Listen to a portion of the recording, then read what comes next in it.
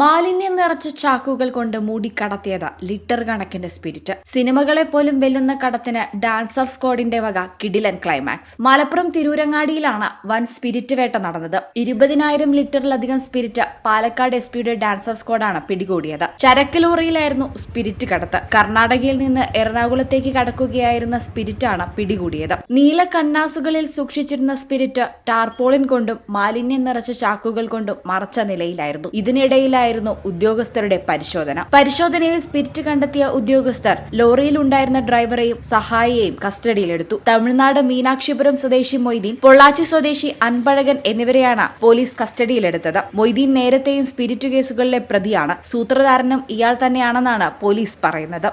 ഈ channel Tirurangadi. Al Salama eye hospital സേവനത്തിന്റെ 20ാം വർഷത്തിലേക്ക് 21 ലക്ഷത്തോളം സന്തുഷ്ടരായ ഉപഭോക്താക്കളും 2 ലക്ഷത്തോളം തിമിര ശസ്ത്രക്രിയകളും പൂർത്തിയാക്കിയ മലബാറിലെ ഏക കണ്ണാശുപത്രി.